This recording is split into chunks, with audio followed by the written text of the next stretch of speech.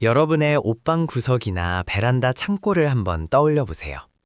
거기엔 아마 한때는 뜨거웠던, 하지만 지금은 차갑게 식어버린 로망의 유물들이 잠들어 있을 겁니다. 나도 이제 브이로그 한번 찍어봐야지 하며 200만 원 주고 샀던 고가의 풀프레임 카메라. 퇴근 후 1시간씩 투자해서 월 100만 원 더 벌자며 야심차게 결제했지만 3강까지만 듣고 멈춰버린 온라인 쇼핑몰 강의. 심지어 은퇴 후엔 공인중개사가 최고지 라며 사두었던 앞부분만 손때가 묻고 뒤쪽은 새하얀 수험서까지 말이죠. 시작할 때 그 팽팽하던 설렘은 어디로 갔을까요? 결국 중고거래 앱에 올리려고 사진을 찍는 순간 우리는 묘한 패배감을 느끼게 됩니다. 나는 왜 이럴까? 남들은 하나를 잡으면 끝까지 해서 결과물을 내는데 왜 나는 매번 입구에서만 서성이다가 돌아 나오는 걸까? 이런 생각들이 꼬리에 꼬리를 물고 여러분을 괴롭혔을 겁니다. 이건 단순히 물건을 버리는 문제가 아니라 나라는 사람의 신뢰를 버리는 것 같은 기분이 들기 때문에 더 아픈 것이죠. 어릴 때부터 우리는 귀에 딱지가 않도록 들어온 말들이 있습니다. 한 우물을 깊게 파야 성공한다. 기술 하나만 제대로 배워도 평생 먹고 산다. 너는 왜 뭐 하나 진득하게 하는 게 없니? 명절에 만난 친척들의 무심한 잔소리. 어느새 한 분야의 전문가가 되어 과장 달고 억대 연봉 찍었다는 친구의 소식까지 들려오면 불안감은 증폭됩니다.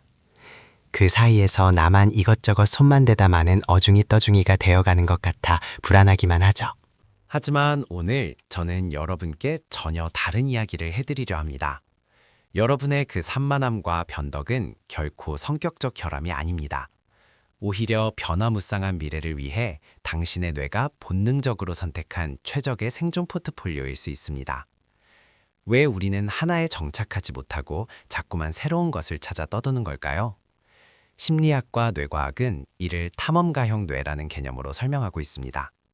첫째로, 여러분의 뇌는 새로운 것을 발견할 때 도파민을 대량으로 방출합니다. 여러분에게 새로움은 마치 중독성 강한 연료와 같습니다. 새로운 취미를 시작하고 첫 도구를 살 때 그 짜릿한 성취감 때문에 엄청난 속도로 초기 지식을 습득하죠. 하지만 기초를 다 떼고 지루하고 반복적인 숙련 단계에 접어들면 뇌는 더 이상 도파민 보상을 주지 않습니다. 여기서 중요한 점이 있습니다. 뇌과학적으로 보면 초보자가 중급자로 넘어가는 구간은 성장의 정체기처럼 느껴집니다. 탐험가형 뇌를 가진 사람들은 이 구간을 학습의 종료로 인식합니다. 즉, 당신이 나태해서 그만두는 게 아니라 당신의 뇌가 이 시스템의 기본 원리는 파악했어. 이제 효율이 떨어지니 더 가치 있는 새로운 정보를 찾아 떠나자 라고 명령을 내리는 것이죠. 이건 지능적인 생존 본능이지 끈기 부족이 아닙니다. 둘째로 여러분을 괴롭히는 건 선택 과부하입니다. 메뉴가 3개뿐인 식당에서는 10초 만에 고르지만 메뉴가 50개인 식당에서 결정하지 못하고 다른 테이블을 힐끔거리는 것처럼 여러분은 하나를 선택하는 순간 닫혀버릴 수만 가능성을 두려워합니다. 이 길이 진짜 내 인생의 정답이 아니면 어쩌지? 라는 공포가 여러분의 모든 문 앞에 서성이게 만듭니다. 결국 여러분은 질린 게 아니라 최선의 선택을 하고 싶어서 무서운 것일지도 모릅니다. 과거 우리 부모님 세대에는 한 우물만 파는 전문가가 압도적으로 유리했습니다. 심리학자 로빈 호가스는 이를 친절한 환경이라고 불렀습니다. 규칙이 명확하고 연습한 만큼 보상받는 시대였죠. 하지만 지금은 어떤가요? 어제의 정답이 오늘은 오답이 되는 사악한 환경입니다. 예를 들어 볼까요? 10년 전만 해도 포토샵 하나만 잘하면 평생 디자이너로 먹고 살 수 있었습니다. 하지만 지금은 어떤가요? AI가 그림을 그려주고 코딩을 해줍니다. 이제는 포토샵 기술 그 자체보다 AI를 어떻게 활용할지, 디자인과 마케팅을 어떻게 결합할지 아는 능력이 중요해졌습니다. 한 우물만 깊게 판 전문가는 그 우물이 마르는 순간 대안이 없지만 여러 우물을 찍먹해본 여러분은 즉시 다른 우물로 옮겨갈 수 있습니다. 이런 환경에서는 과도한 전문화가 오히려 독이 됩니다. 망치만 든 사람은 모든 문제를 못으로만 해결하려다 큰 오류를 범하기 때문이죠. 반면 이것저것 찍먹하며 다양한 분야를 경험한 여러분은 남다른 유연함을 가집니다.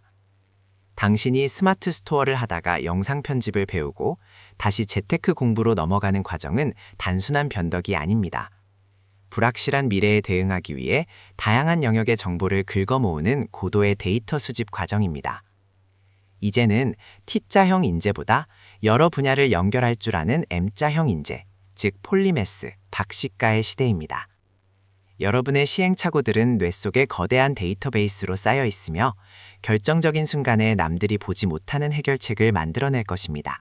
그런데 여기서 한 가지 문제가 발생합니다.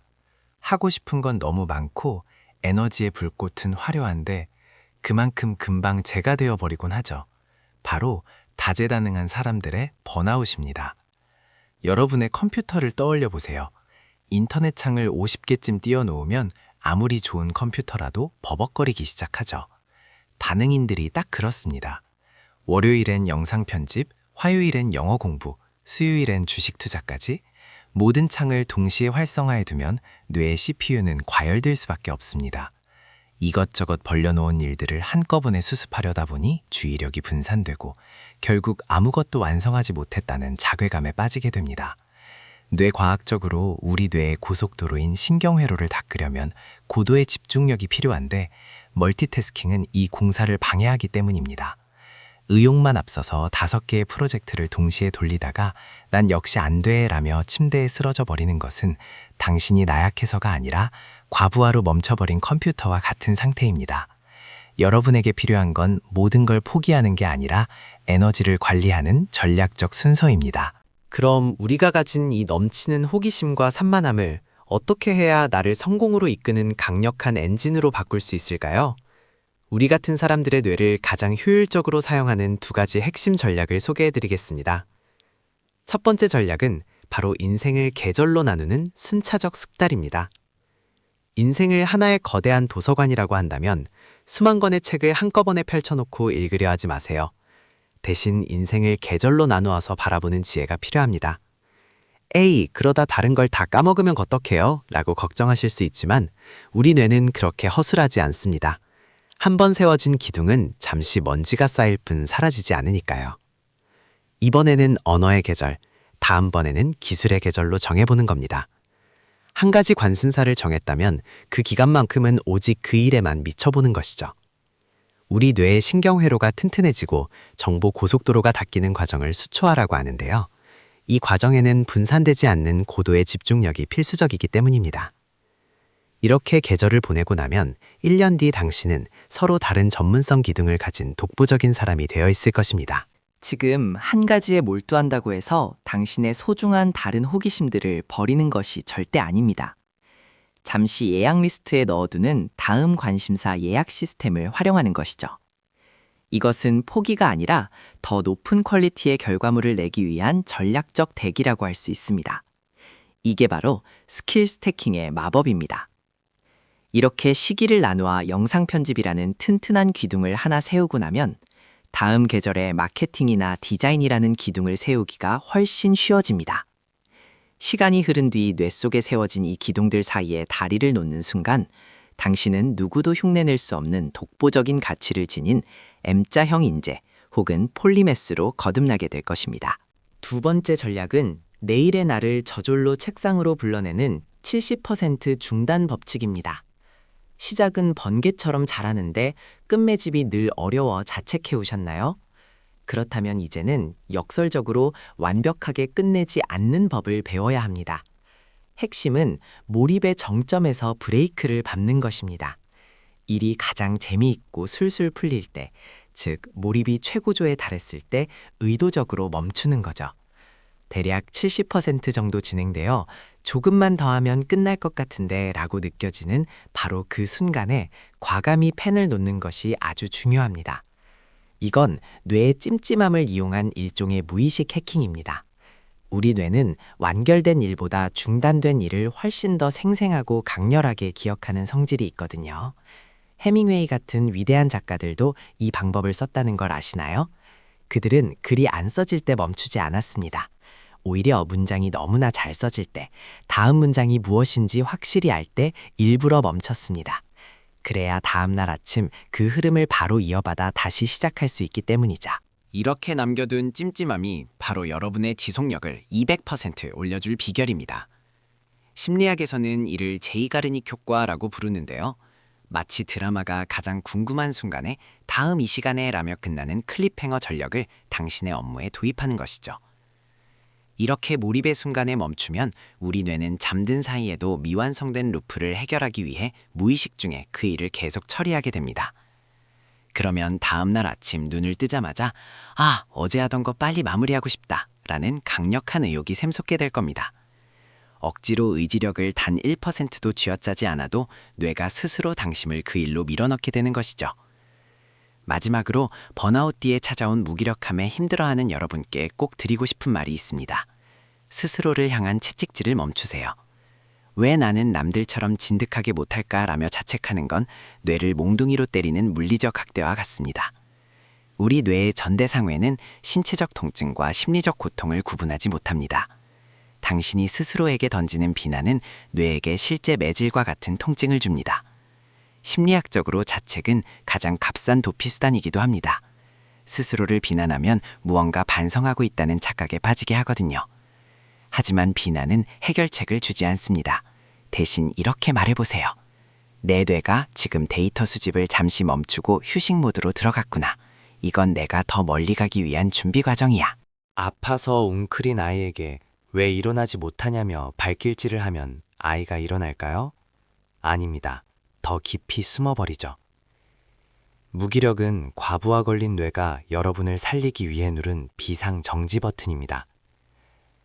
이때 필요한 건 비난이 아니라 그럴 수 있지, 지금은 뇌가 회복 중이야 라는 따뜻한 인정입니다. 자책을 멈추는 건 응석이 아니라 뇌의 부상을 치료하고 다시 가동하기 위한 가장 과학적인 치료법입니다. 이제 더 이상 중국어의 판매 내역을 보며 한숨 쉬지 마세요. 설령 연초에 세운 계획 중 끝마친 것이 하나도 없다고 해도 여러분은 결코 게으른 것도 실패한 것도 아닙니다. 여러분은 지금 본능적으로 자신만의 커리큘럼을 짜고 세상이라는 대학에서 꼭 필요한 필수 교양 과목들을 하나씩 이수하고 있는 중인 거죠. 남들이 보지 못하는 세계를 연결하고 불확실한 파도 속에서도 유연하게 중심을 잡는 힘. 그것이 바로 다가올 미래가 간절히 원하는 당신의 진짜 모습입니다. 세상이 정해놓은 좁은 길로 가지 않는다고 해서 절대 두려워하지 마세요. 당신의 그 넘치는 호기심은 결점이 아니라 이 시대를 살아갈 가장 강력한 무기니까요. 여기에 한 가지만 더 기억해 주세요.